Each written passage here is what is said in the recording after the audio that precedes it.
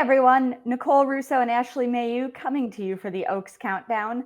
As more and more fillies throw their hat into the ring for Oaks consideration, we promised you last week that we'd talk a little bit more about Maysam and Drexel Hill, both of whom jumped into the fray with their stakes wins the first weekend in March.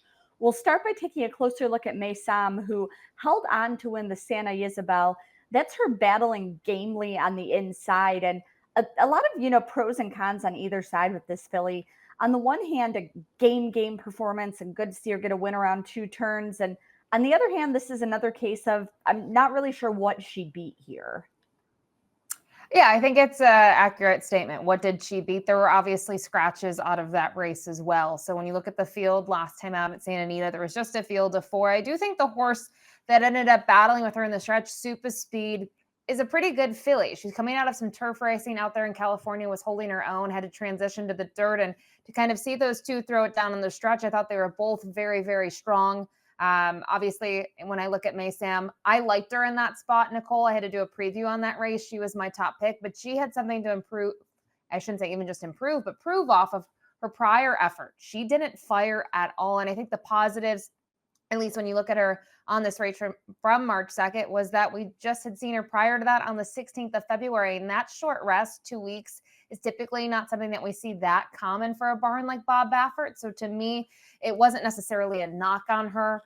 They obviously thought things went amiss for some reason, were able to regroup, bring her right back in the entry box. And for her to put in a performance like that, I think she really proved herself as a major contender. And there's also the fact that we look at her Beyer speed figures. It's a huge boost from what we had seen in her other 2 starts. So curious to see where she goes from here. Would love to see her face some more horses. That's been the unfortunate thing with the small field size last time out. Yeah, and you touched on the Sunland race where she sort of, kind of laid an egg there and then came back relatively quickly and bounced back.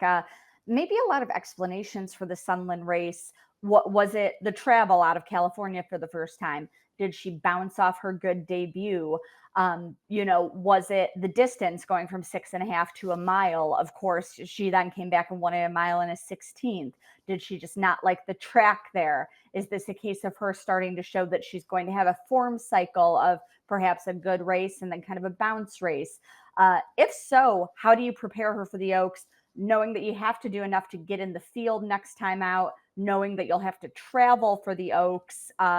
This has always clearly been a well-regarded filly, but I think she'll have a lot of questions to answer in her next prep race.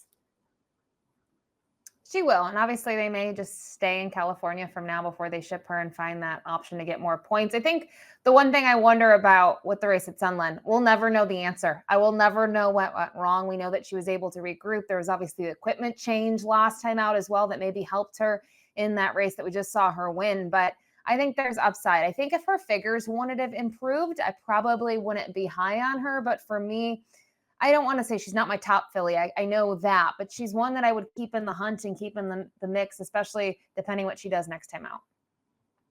And well, in contrast, our other stakes winner that we're looking at this week, Drexel Hill, has done a bit of travel already in her career, from Canada to the fairgrounds and now up to New York. Came from off the pace to win the Busher at a mile. Volleyball Princess, the North Carolina bred coming off her win in the Ruthless, was trying to continue on gamely. Amarth looked like she was going to run right on by for a win. And then here came Drexel Hill in between horses. I thought it was a really encouraging finish to the race for her.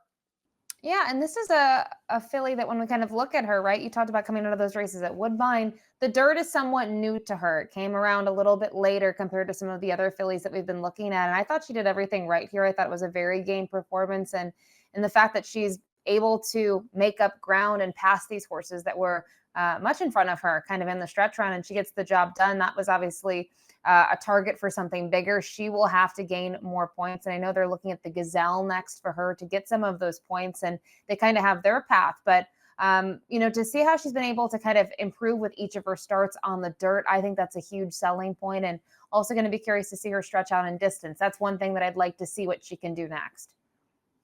One thing I do like about this filly is you talked about her improving with each race, but I think there is still room to improve. I think she has caused a little bit of trouble for herself at times.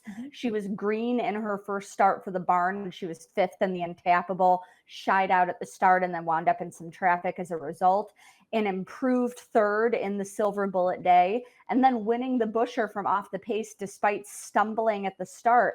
I think perhaps as she starts to run a little bit more professionally, break a little bit better, I think there is still upside for this filly. And that's the thing we're really looking for at this time of year, the horses who are going to improve and who are going to peak at the first week of May there. I think the other thing too, when we look at her, I'm curious to see how she'll be respected going forward in her races. Whit Beckman's going to have a tough call here. He has 3 fillies that are all very talented. Drexel Hill, he does have Her Laugh as well as Simply Joking, and now he has to be very creative and careful with the spots that he chooses. So obviously, we mentioned her. This filly in particular, she's probably going to the Gazelle, kind of keeping her on that track and where she is. And now he has to kind of craft where his other fillies are going to go. Well, here is how Maysam and Drexel Hill stack up against the others following those prep wins. Remember, the Oaks will be limited to 14 starters, and here are the current leaders toward those spots, plus who's on the bubble. And it's getting to be serious time to make some decisions, turn in some good efforts if you're trying to secure a spot in the field, but not put your filly over the top with those efforts. We look at, horses who have run well recently are on the top of the leaderboard, but I do think the Oaks favorite in the clubhouse right now is Good Cheer, a couple of spots down, and we'll expect to see her in a couple of weeks in the Fairgrounds Oaks. Yeah, kind of looking at this leaderboard, for me, I think there's a couple of fillies that really stand out. Lacara in third.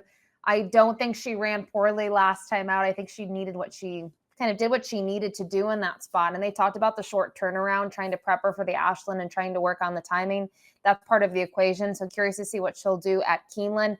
And then honestly, it's the 2 towards the bottom that I'm really curious about. 15 White Rock, 16 Her Laugh.